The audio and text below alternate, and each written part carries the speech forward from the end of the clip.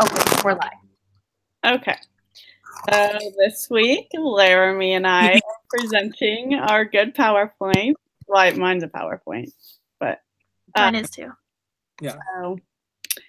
so I will start. So the first one that really stood out to me was accommodations and modifications. I felt like coming like before this class, I felt like I had heard of them but never really understood like the difference. You just kind of hear those words being thrown around. So like I learned the difference between what an accommodation and a modification like really was, and like how it helps the students out. And like it's important to know the difference between these two because they are two different things, even though they like kind of help each other. Like since the accommodations are like to remove the barriers to learning, and like the modifications are just changes to like what the student expects, they are two different things, and to know the difference is like really important. I will use those like in my classroom when it's appropriate. Like it will obviously depend on the student and like what it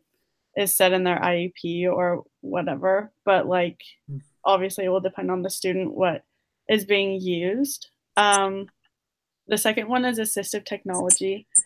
Uh, I learned that like it's considered more than just technology. I always thought like since it had the word technology in it, it like had to be technology, but like we've said, like the pencil grips or like even a different shaped pencil or like something like as small as that, or it like can be something super extreme like the text to speech to device or like a computer or something bigger than that. I think this is like important to know because like obviously there's so many different things that like you can use to help so many different people, and it doesn't have to be super expensive, and if you have it laying around your classroom like you should know that something can help them. um, the way that I'll bring assistive technology is like I will obviously bring like the things that I can into my classroom, like make sure there are enough like good erasers for people or like seat cushions or like pencil grips or stress balls, just something that I am able to like bring into the classroom for them rather than like them having to bring it themselves. Um, the next one that I picked was the flipped classroom. I had actually never really heard of a flipped classroom, so it was interesting to learn about like what it was about and how it worked.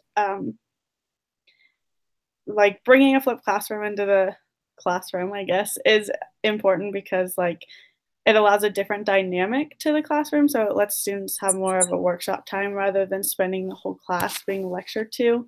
And I don't think I'll use a flipped classroom often, but like I feel like it is important to do with some different lessons or like every once in a while to kind of change the rhythm of the classroom to keep things like different and not so like repetitive, because for me repetitive gets boring. So to change things up, I think if a flipped classroom would be super beneficial. The next thing I chose was the 13 conditions covered under the IDEA. Like obviously you know like the main ones, but it was nice to get like a main list of what was covered because I don't feel like I knew all those 13 very well. And like knowing all these categories is important because you like want to know which one a student like lies under, and you don't, or I mean there could be two, but like what one they mainly fall under and like how it could like you could benefit their needs and stuff like that. So just knowing all those conditions I feel like was super important, obviously. And then the ADA accessibility guidelines, I never realized how much work went into buildings, and like it was super interesting to read about that because you just like walk into a place like Winco. I did my Winco for one of my things, and like you just don't understand, like you don't realize how like low the shelves are because of a wheelchair needs access to it, or how wide the aisles are because like wheelchairs and carts and everything else. So it's like it was nice to get those eye openers. Like the way I would bring this into my classroom is like make sure that there's obviously a big enough like I guess aisles for like people to walk in and out of, and like the doorway is very clear and nothing's cluttered around it, and like make sure that someone has like an open desk for a wheelchair if like in case, you know, just their spot so that way they're not taking it, like feel like they're taking up room. So and the last one I picked was lesson plans because I had never made a lesson plan before this class. So it was nice to see how they were laid out and like what is super important about them, like writing them for people rather than yourselves because you don't think about that stuff. You're just like, oh, well, I know what I'm going to do. So like, I'll just write little notes, but it's like super important to do it for someone else's eyes. So like, obviously that's how I'll bring it into my classroom is like, make sure that everything is like well written and detailed and understanding for whoever else needs to read it. So, but that was about it. I mean, pretty similar to everyone else's, but we all learned. Yeah, so Kind of how it goes. Pretty much. Those were kind of reflections. I mean, it was still unique. I didn't talk about categories, but so that was good. Yeah, so short and simple. Yeah, you did a good job. Okay. Anyway, inspire me. All right. So I talked about a lot of similar stuff in my slideshow. Mainly, I talked about kind of the different UDL principles and how I thought that they were really important because it's the multiple means of engagement, representation, action, and expression to kind of help students make their goals and become experts in what they're learning. And so by being able to provide different options of self-regulation, different options to gain interest and to be able to comprehend and understand the language and have different perceptions of information is going to be really important within a classroom because students don't learn the same. So by being able to provide those different means helps their learning and it helps your teaching because knowing how to do all these multiple means of engagement, representation, and action makes you a well-rounded teacher. And then in mine, I mentioned kind of the different teaching strategies and how it's good to know different ways of like helping with fluency by teaching, like repeating reading so kids can read fluently and understand the material with an accuracy and a speed. But like the main thing is understanding that, even though we're trying to read this fast, we need to be able to understand what we're reading and how we're interpreting the material. And by doing the repetition, it makes it kind of set and sewn in their head, as well as like every time they read through something, they get a better understanding because the more you read it, you're going to notice different things and understand different portions. And then I did math strategies as well with those teaching.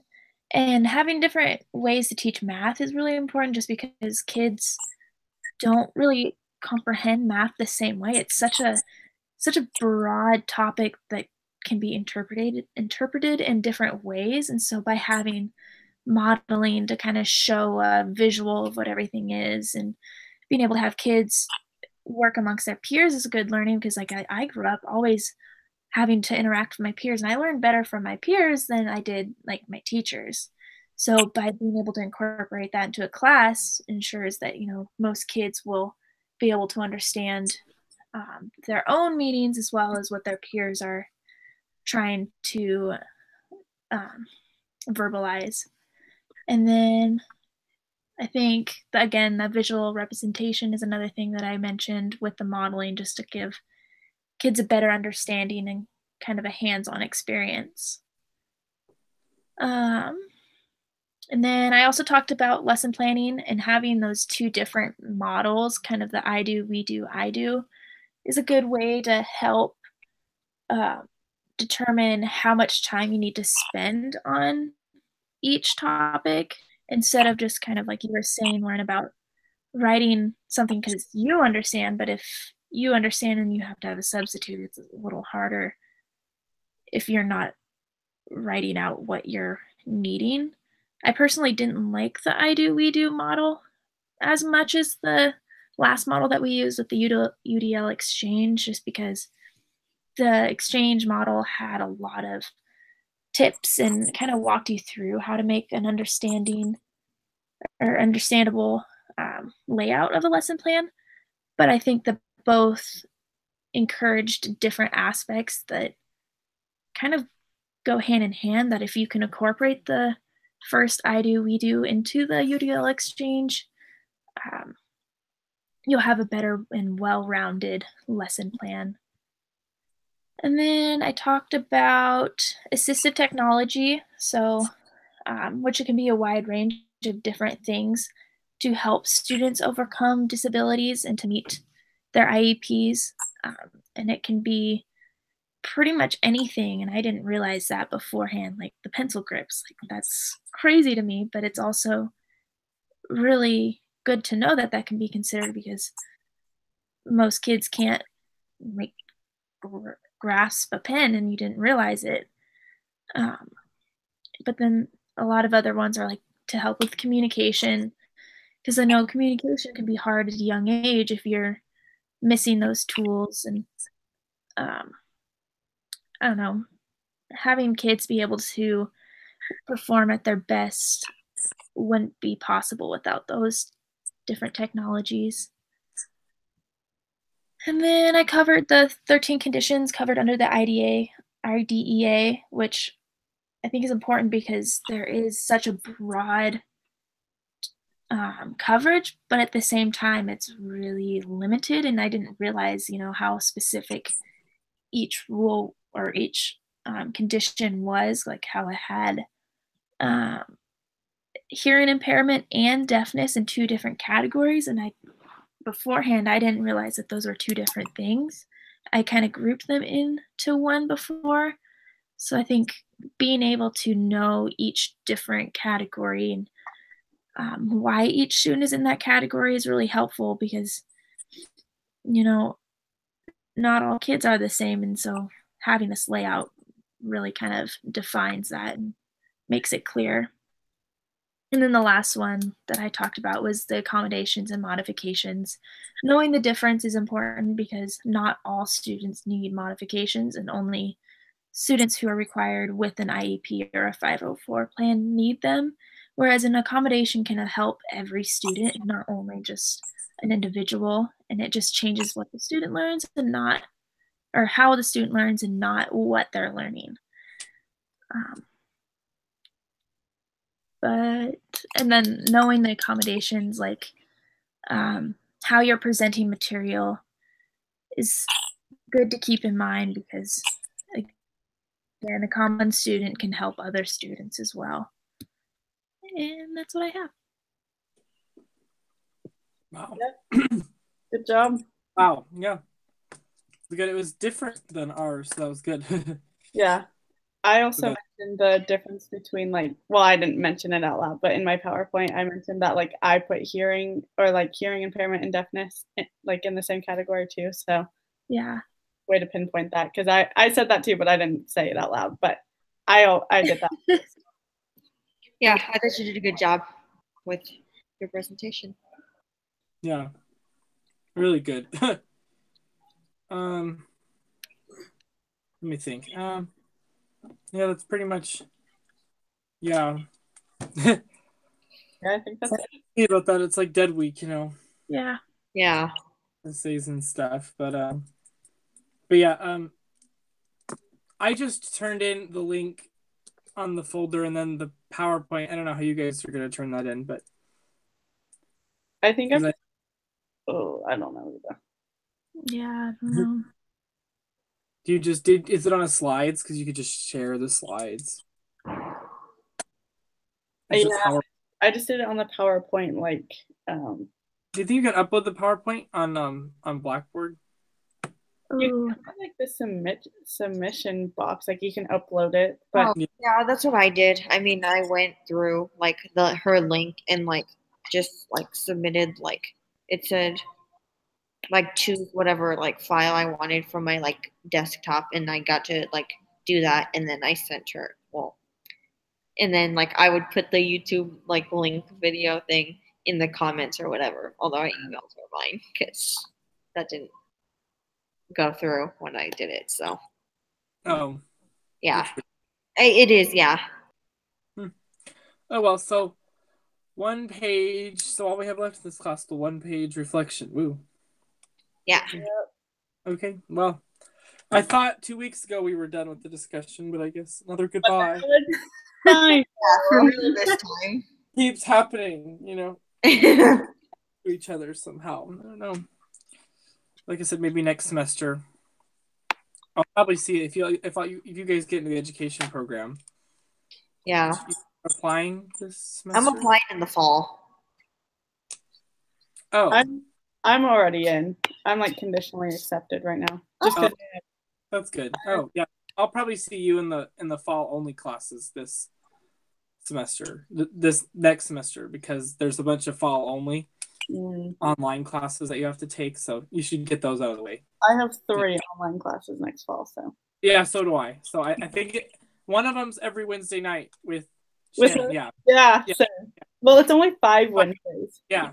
I'll see you then. Yeah. Right. And best of luck to applying for Laramie and Maya. Thanks. Thank you. You'll kill it. Ain't too scary. No, that's not bad. They're really nice. Yeah. But anyway, That's best of my luck. heart. Yeah. Right. Anyway, best of luck the rest of the semester. Yeah. Good luck on finals, guys. Yeah, good luck. Maya, don't forget to put the link in the doc. Okay, cool. Thank you. Yep, no problem. Bye. Bye. Bye.